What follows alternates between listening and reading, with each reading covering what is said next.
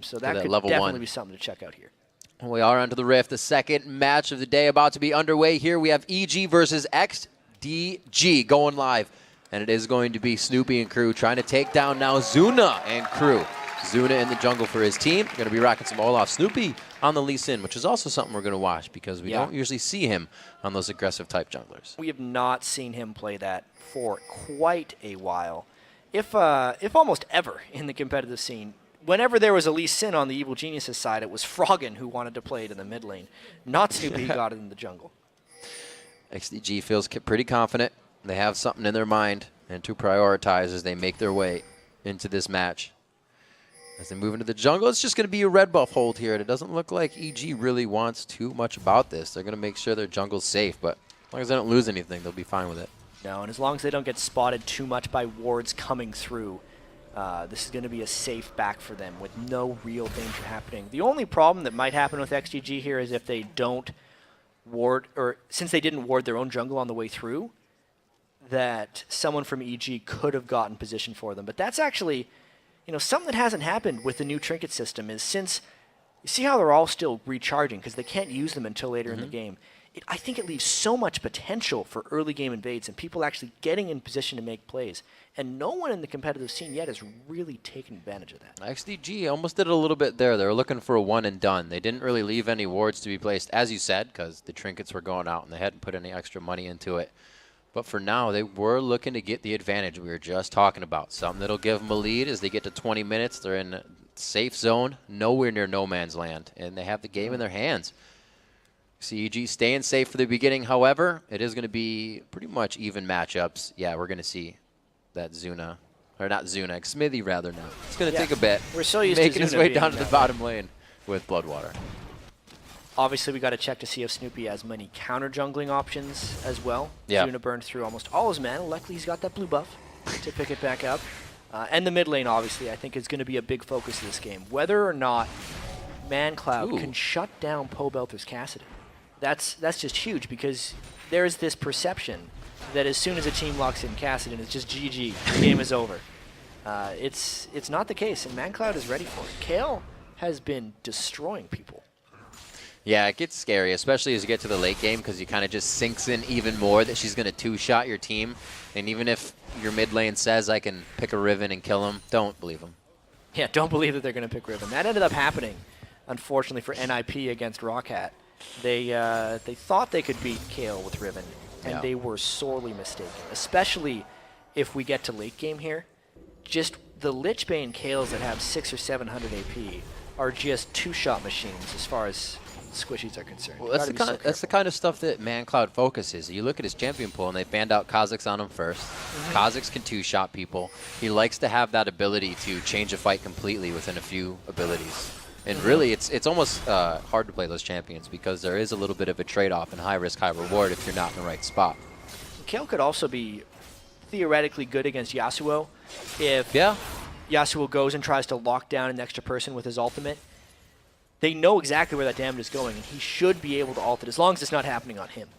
Bloodwater staying pretty aggressive onto Krepo. Krepo is actually loves to, or he is a proponent of knowing aggression within the lane when it's coming. Oh, Snoopy coming into the mid lane, but this is totally red, but they're able to get a kill onto ManCloud first. Snoopy with the shield on. The undertow connects for Zuna. They go back and forth there, so no double buffs are going to be traded off. No, and even though there's a first blood bonus, that's in favor of XDG. Zuna. Because Zuna gets the double buff still, plus all this extra experience in the lane. I think it's going to hurt ManCloud a little bit, but if Zuna wants to prove his chops in the jungle here, now's the time. This is the best start any jungler could hope for. Coming in very strong, like you said, able to soak up this, and it'll make him a little bit 7 CS ahead in lane, but that means they're going to have to see Snoopy trying to make some action in the form that we say he's a utility jungler. He now has to be forced into doing something. And Zuna, is he going to try and wait for Snoopy on the way through? He's going to get the brush first. Snoopy, and that brush puts down the reckless swing. He's going to get a good amount of damage on him. Not having his buffs just means this is going to hurt even more. And it's going to make it harder in the jungle. The top lane, Enox taking some damage. The Ignite was down, but he's all right.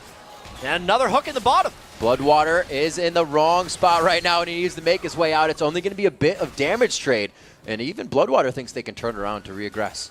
So a lot of action happening in and around the map right here, it does seem like the bottom lane is fairly even at this point, and that would favor Jinx as long as they can keep it even, because Jinx does scale better into the late game. As far as the top lane goes, it's definitely Benny doing well with Renekton. He got to pick that thing last at this point, so he's got a 13 farm advantage onto Inox's Yasuo, and a lot of teams like to lane swap to get their Yasuo a little bit more time. And what do you lane swap against in this team? Because he doesn't work against Kayle and he doesn't work against Renekton. So a very dangerous Yasuo pick this time for Evil Geniuses. We'll see what he can do. He was already pushed out of lane once, and that was just strength coming out from the Doran's shield buy, which is now a Doran's blade on Inax. And Benny was right for that Giant's belt, so he's going to be able to really go toe-to-toe in that lane. And Inax won't be able to trade, so something to watch on. Absolutely. Looks like he wants to push the lane. He doesn't really want to have to face Benny at all during this one. Yeah, Yasuo was able to push it pretty well. Oh, I guess he can. Yeah, it's very nice. It's quite scary because Olaf is so strong, but he's actually just betting that Olaf is much more concerned at shutting down Kassadin.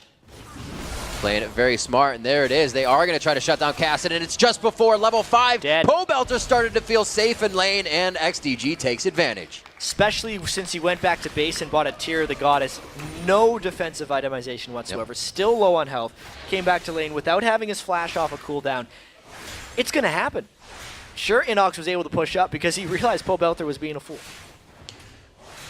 See them trying to press down this mid turret quite hard. Snoopy's going to do what he can, but it is going to be a scramble now for them. With that in the mid lane, Snoopy's going to have to focus that, and he already has a lot on his plate. Now in the bottom lane, Yellow Pete showing a little bit of non-aggression, getting taken out. Smithy a few more shots, and that would have been it. Krepo, they have great focus. Krepo was in the front, and they weren't even worried about him. They were just firing on Smithy. It was a Yellow Pete, rather. It was a really critical polymorph there by Krepo to try and keep Yellow Pete alive, but eating more hooks like that is going to be giving Xmithy and Bloodwater some edges in that lane. So far, so good for them. Whoa, throwing down Dominus. Looks like Benny's just going to waltz this one out. Inox doing a very nice job of avoiding the AoE damage that's coming off there. And it looks like he's going to be able to continue doing this. I don't think Inox has too much after he's used it all, though. You can see him trying to hightail it out of here. Benny has what he needs, trying to get that rage up to another 50 to get the stun on the slice and dice. He's going to put it there, and he gets the stun down. 200 HP for Inox now. He has enough to jump to those last 2 minions, completely saving his life. Barely escaping that one with no flash up to escape. It was dangerous. Benny could always continue to chase with a flash of his own. Pobelter trying to come back into this game a little bit by thinking about roaming, but it's not going to be the day. No, they say let's get the blue first if we're going to do this. I think Benny is going to back, so they quickly get Pobelter blue, and this is only going to mean more focus coming onto him from the jungle, from Zuna, and from ManCloud. But at least once he's level 6, the Olaf ganks cease to be effective against him. He should not be getting hit by those axes. It's not necessarily going to help him farm against Kayle, though, because ManCloud has done a pretty good job putting his stamp on that lane. If only ManCloud could have gotten some of those kills from the jungle, he would be using that gold to dominate even more. It now has to be Zuna to take that advantage elsewhere. I haven't seen too much bullying in this bottom lane from that Lulu Lucian. You got to give credit to Bloodwater for really staying in the face of them and hitting with the chain just whenever. You're really getting the auto attacks out, and it's keeping that lane in pace for them. BF Sword coming out for Jinx to the Vampiric Scepter, so you got a lot of damage there. So maybe that's why they're Big sitting difference. back. You can see, Boots and the Vamp Scepter, a lot of utility or extra mobility, but if they ever locked into a full-on fight, it would be XDG's edge. Yeah.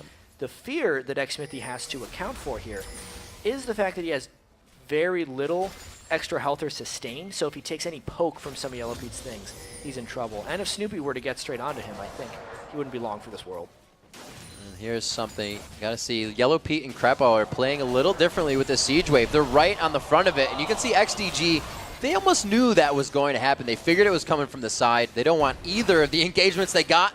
Zuna now to the top lane. Like you said, mid lane won't be a focus too much with Kassadin having that Rift Walk now, so they go all in and take down Inox in the top lane. XGG is really punishing the solo laners specifically right now. Zuna is just a monster so far on Olaf. He's not even finished his first major jungle item, but he has definitely made a big impact here. See what they can do. Zuna 2-0-1. Looks like he will stay in the top lane, and they get damage on the turret every time they get a kill. They took out Pole Belter. They tried to get a bit of damage on that mid turret. A great hook in. The zap threads through that last minion that was there. And you can see everything thwarted that EG is trying to put on the table right now. Snoopy just wanted to say hi. Their mid turret is almost down, and this is going to affect Pole Belter's roam as well. So this pick ban phase, with EG going with a lot of mobile assassin champions with some weak laning phases, is getting punished very heavily by XDG's superior lanes. What's the answer? Where do they focus next? What do you do instantly when you fall behind with this comp? Yeah, at this point, Evil Geniuses is already 3,000 gold back and counting. Uh-oh, this axe is going to land. There's a rift going out. The flash comes next. We're going to see that back up around 15.5 minutes for Pole Belter, and that is definitely in the minds of XDG because that means an easier to kill Kassadin, as hard as it is. Yeah. To get back to what Evil Geniuses wants to do to come back in this one, they just have to survive the laning phase without taking any more casualties. It's just so difficult when they've already lost 2 turrets. They need Pole Belter to probably find a time to sneak down bottom lane and make some kills, and they have to start rotating and taking advantage of their mobility. But as long as they're missing their skill shots on Lee Sin, losing their towers and lanes in the solos, that's just not going to happen. And a lot of what Snoopy's put into helping right now is just that, his mobility boots. He's trying to get from lane to lane, and his presence isn't being felt too much right now, but Zuna's presence is being felt right now, omnipresent, and he's not even in his own jungle. Oh, the Mega Inferno from downtown. A very nice shot from McSmithy. Great combo by the duo swap. Oh yeah, they are in perfect synergy. Jungler knows what the jungler wants, AD carry knows what the jungler wants, and they get themselves a kill. 4-1 here at 11.5 minutes in. XDG taking quite a definitive lead, but we're not in the laning phase just yet, so these fights may be organized well as they come in from EG. We still got to see objectives, but right now, a beautiful play to start off that kill, and shutting down Snoopy over and over again is not helping EG at all, especially on this Lee Sin pick. Yeah, absolutely. I mean, we were wondering why Snoopy would play Lee Sin because it's not one of his normal things that he would want to be doing. I think he would have loved to have Vi, but obviously that was banned away. And they haven't had any synergies thus far with Inox's Yasuo. They put him so far away from the knock-up combos. I mean, that's why when I watched Yasuo play yesterday and there was a Trundle top lane, they could just walk top lane, Trundle could put a pillar down, and Yasuo would immediately appear on the target, and they were generating tons of kills that way. But EG can't necessarily do that. The only way he could even combo with a knock-up is if Snoopy's Lee Sin comes in, lands his Qs, gets in melee range, kicks him up in the air, and then finishes, and that is just too much work. He's getting bullied by Renekton and can't be helped. And you see in the bottom lane there, Smithy and Bloodwater completely freezing the lane, getting a lot of zone out of this as well.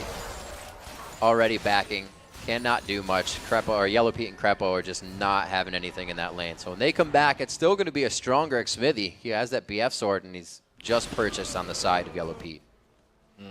I think the Nashor's Tooth coming together too for ManCloud's kill in the mid lane. He's really just trying to dominate. Now it's Benny who's able to roam. This is what I was talking about with Renekton in the last game. How Renekton wants to try and make map moves pre-20 minutes, pre-25 minutes, because he wins the lane so hard. So now Benny's going to be counter-jungling the blue buff, messing with Snoopy's stuff, taking the wolves after that, and really making a general impact on the game. Well, he's kind of drawn a line across where he is right now, just horizontally across the map. The lane was pushed, and now he's going to go back, and he won't let it get any farther than that. But he can also go to mid on that line as well. So nobody's even there to stop him. The split push is working. They're not even capitalizing on mistakes. They're just a few steps ahead right now. They don't need to capitalize on mistakes because their lanes are stronger. They've built an advantage, and now they're just working with it. XDG, like I said, was the best early game team of the summer split in Season 3.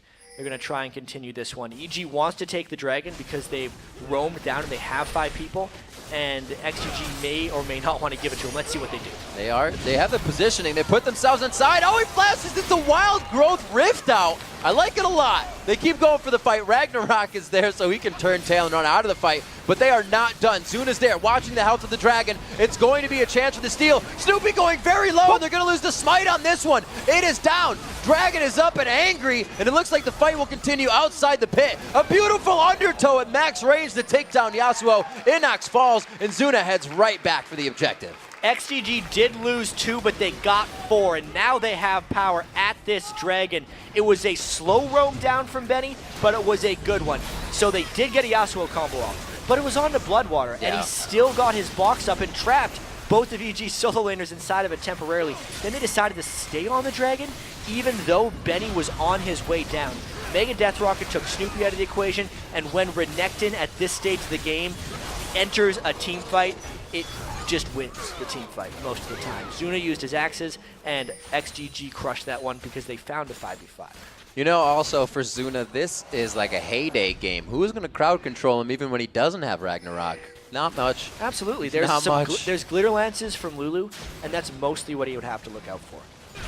Everything that just helps XDG excel right now is happening and is in their favor. 4-0-4 from Zuna, his first LCS presence in the jungle, rocking for his team right now. Still up in CS with making all that impact happen on the champions, as well as in the jungle. Yeah, geez, this gold lead is just incredible right now. This could be a very quick game, actually.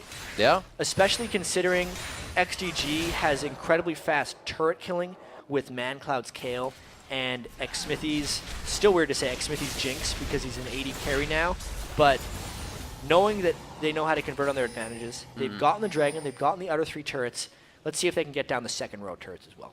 Right. We know what EG is trying to do. Trying to hold it out, extend the time on this one, figure out where they can go, but this is where they almost fall into, you know, a sore position. They try to get split pushing on Yellow Pete maybe. He tries to farm up a little bit, and they don't have what they need, where they need it, when they need it. And they kind of fall behind over and over. Looking at 16 minutes right now at 8-3. Benny's still pressuring that top lane. And it doesn't look like EG's really trying to make a move anywhere. They're just clearing out their jungle right now, making sure it's safe.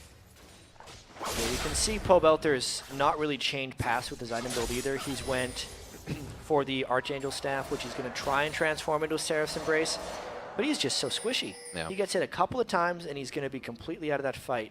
There's not the tank presence to kind of help Kassadin go around, and they need a very strong assassination presence if they want this to actually work. But once you fall behind and you're a bunch of squishy assassins, there's usually not coming back. Right.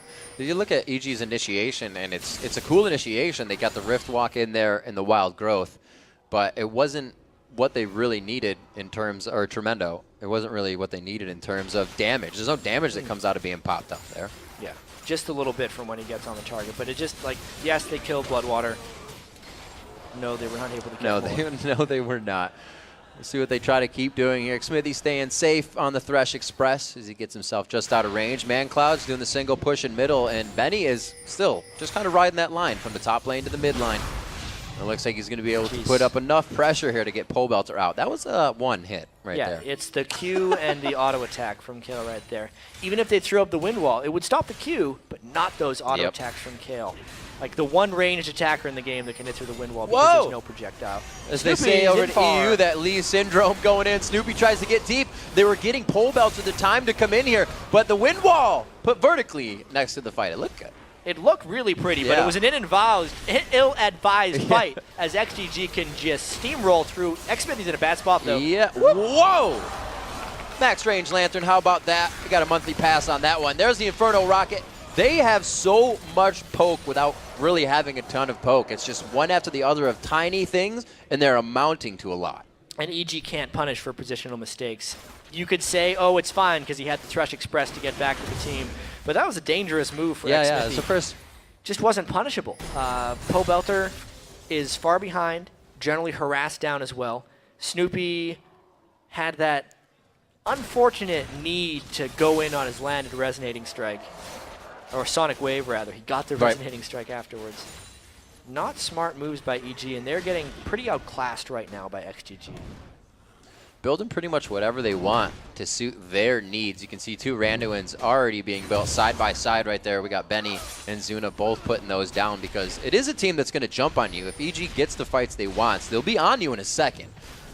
But if you can coordinate it, they're not going to be able to do that much damage. Like we said, there's no crowd control. It's very, not gimmicky. Yeah, they can kind of jump on one guy. But even if they don't jump on Kale, that one guy can get saved. Yeah, they have intervention. There's very few things that EG can do against XDG, and you know, so far at the regular season, Cloud9 taking out TSM. Maybe XDG is going to continue their regular season domination as well. Both these guys were the top 2 teams last split in the North American LCS. They're doing a very good job at working with what came out of Champion Select, and it's something that teams, we looked at a lot last year, is how can the game be won right out of Champion Select, and maybe it was that way for XDG here. EG kind of, I think, got in their own heads with the comp they wanted. It would work well, but it didn't work like a Teemo, though. Yeah, not quite as well as the Teemo did. EG, if we think back to the Champion selection, probably tunneled a little bit on their key picks. Yeah. Kassadin being left up, they thought Pobelter's probably jumped all over it. He really wanted the Kassadin. But it diminished their wave clear, and they got fast pushed early by Kale and Renekton. They both took their turrets very early on. And then Yasuo was left unbanned. How could you not want to go Yasuo? He's been dominating so many of these games. He had a great showing in the Challenger Series last night. He had good games in the European LCS. Pick him. And I'm sure Inox has been doing great. Hick him. Right. XDG was ready. We'll see if the tunnel vision gets under their skin enough. Right now it's 9-3. It is looking quite grim. Only 20 minutes into the game, and they've yet to drop a turret. EG definitely trying to get their minds wrapped around what they've been doing wrong in this game. So far, they've only had the chance to stave off this split push. XDG is doing a perfect job at keeping very, very multitasked for EG. There's a little bit of aggression. They don't want it. They also don't have vision of that area, really, so they don't know what they're getting into. Yeah, that was just harass so they could secure a safe dragon for themselves right there. And Inox is in a lot of trouble here. Wow, Benny getting some good attacks on. Oh, he puts himself in the front. Oh, the Ignite just stops ticking. Very nice. Inox keeps himself alive, but back good and choice. Forth and back again, and Inox is able to get out of that one alive. Sneaky moves, but he's supposed to be able to fight him. Yeah. And he can't at this point. Just tons of stacked armor for Benny. He did early. Well, you look at it, right? He went straight for a Blade of the Rune King against huge tank that's still going to be able to put out DPS even if he doesn't build that damage. Here's the thing, though. Like, he has double crit as a passive for a champion. Yeah. Blade of the Rune King doesn't have crit. Yasuo's almost only relevant build path is a static shiv and then an infinity edge because it gives you the 90% crit, and he already wants to move around for his flow, so therefore he wants to get static shiv. The fact that he's had to go Blade of the Rune King means he's never going to get to his items. No. He's not actually taking advantage of his champion because he had such a difficult lane. Something you have to consider. If one lane can actually have that much trouble, do you combine it with the rest of these champions? And I think, again, it leads into our question of did they tunnel in Champion Select? Because it seems apparent now. It's just a game that XDG was able to see from the beginning. They didn't really have to do any counter jungling to get where they needed to be, but Zuna did focus on Pobelter early. The build that he had in the tier didn't help. They were able to focus him again. And we really didn't see Snoopy. He bought mobility boots first, and he really didn't make a presence out of the jungle. Yeah, so XDG was able to get down 6 turrets. So they've gotten the second wave. Now would be the inhibitor wave. That's the time. And it yet to be retaliated by a single turret. This would have to be a monstrous comeback for Evil Geniuses, because it's not one of those games where you have a close goal lead and you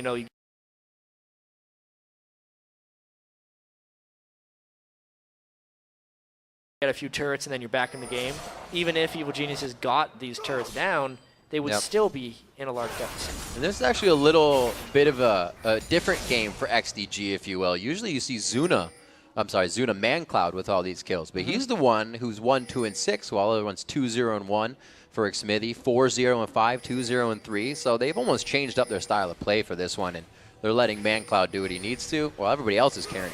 Yeah.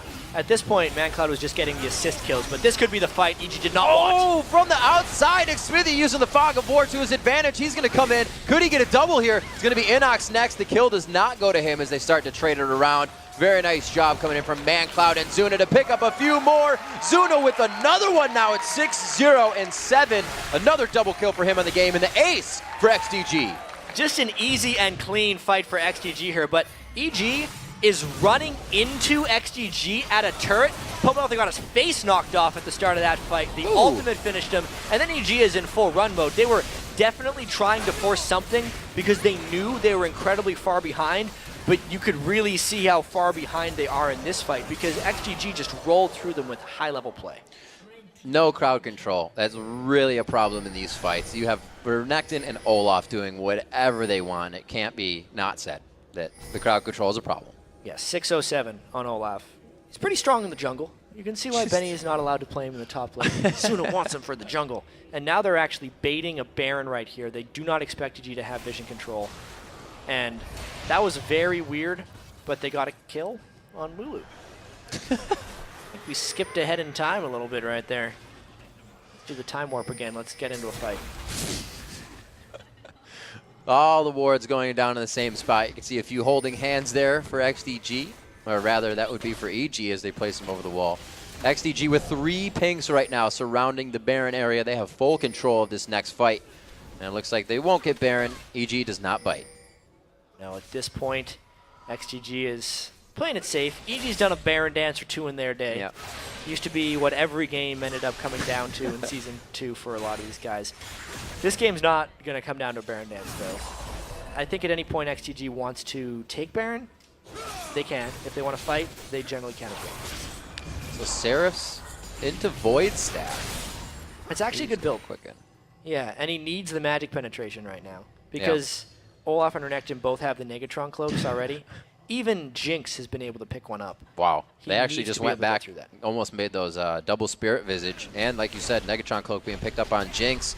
Those AD carry items, just a tad discrepancy as well. We're looking at a Last Whisper and a Static Shiv coming in for Xmithy to a Bloodthirster. So just all in all, the damage is not going to be there. The Undertow hits. He tries to get the shield down, but it's not going to be enough. They put him right in the box. They don't seem to have a huge amount of front-end damage, but they can carry through with the DPS that they have, and that's what makes this team so scary. Oh, and they actually get the slow on to Crepo. Xmithy going all in by The himself. intervention, the choppers, the kill, and that he just exploded. Mancloud was like, my turn.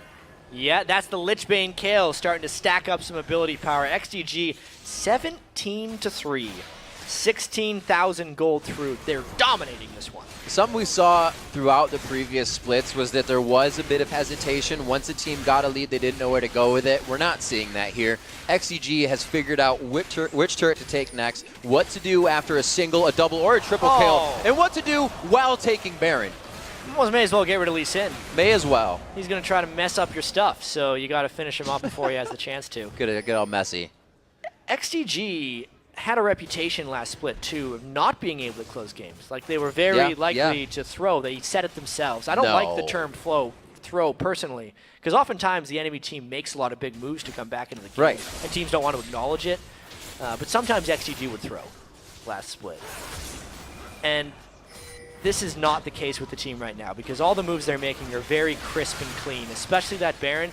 They didn't even give the chance for a Baron to be taken, because they killed Snoopy before it happened. We'll see if first inhibitor going down here. EG was able to drop that bottom turret, which really that gold isn't going to help them right now. There's way too much of a deficit there. It's going to be a lot. About 17,000 gold in all so far for XDG to have that lead. And really they're just kind of walking this one in. It's only going to take a few more moments. Yeah, they're going to walk this one in. This will definitely be faster than the Cloud9 game we had, which was 47 minutes. They're taking all the gold they can, though. They're really just basking in the glory of this victory so far, because 8 turrets to 1, not a complete shutout. They did die 3 times throughout this one.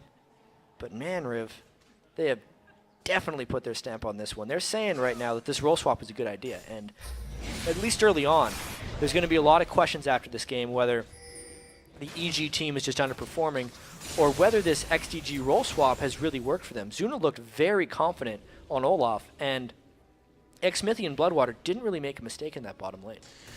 Well, Jad, I think it's working for him quite well. A lot of people were, like you said, skeptical about what was going to happen, but even coming into the game, you think, what did Zuna used to play? He used to play Kog'Maw. He used to play champions that could sit back, Ezreal, not be on the front line. Would he have a problem going into the jungler position? Absolutely not. He doesn't say so. I mean, not to bash on Zuna's AD carry too much. Right. But he was oftentimes found out of position. A lot of times on AD carry. He loved to get way too in the face of people in team fights. That works in the jungle. I do the same thing when I play AD carry. I get way too close. If I'm playing Tristana, So you're a jungler. I shouldn't play Tristana because I just want to jump on people to get like the slow. Because that's what I would want to do if I was a tank. Like double lift. Jump in. Yeah, that was a very bad move on Tristana to jump inside those times. And it fits. It just fits your playstyle if you want to do that. 30 minutes coming up on the clock here. a lot longer for our last game. XDG trying to put a quick move onto this one. We can see they have switched to 3 sweepers and 2 trinkets, and that sweeping has cleared the map of EG's wards. They have nothing outside their base, nor should they, because they are trying to stay safe. Danger, danger. Going through with the Inferno Rocket. Looks like they are, or the Mega Death Rocket Ragger. Pole Belter needs Asania's, I believe. The shield wasn't enough on Seraph, so Blaze goes down. Double kill coming. I believe it was just in 2 swings. A third swing coming out from ManCloud, and a 3rd kill. Then the Nexus now to fall. The turrets go down, and they're going to be able to get the 2nd win of the NALCS Spring Split here in 2014 at 30 minutes. And that fight was over before it started. You could not have a more convincing Day 1, Game 1 victory than Vulcan just had against Evil Geniuses. Roll swap, so far, so good. Zuna yet to die. Yeah. 15 assists to go with his 6 kills. Zuna going all reckless in the jungle. If you check the website, that'll be a 21 KDA after 1 game, which is pretty impressive with his first debut. Neither of the swappers actually died. Xsmithy 6-0 as well. Wholly a game where Champion Select I don't think went right for EG. No. Or the actual game. Yeah, the actual Neither game as well, but it's kind of like the first game where there weren't many mistakes made by EG, but that's only because they didn't get the chance to. XDG was in their face all the time, and really they weren't at the level of XDG the entire game. There were levels being had, the great counter jungle by Zuna in the first one, refreshing his double buffs, and then he met Snoopy as soon as he came back into the jungle and brought him down to 25% health.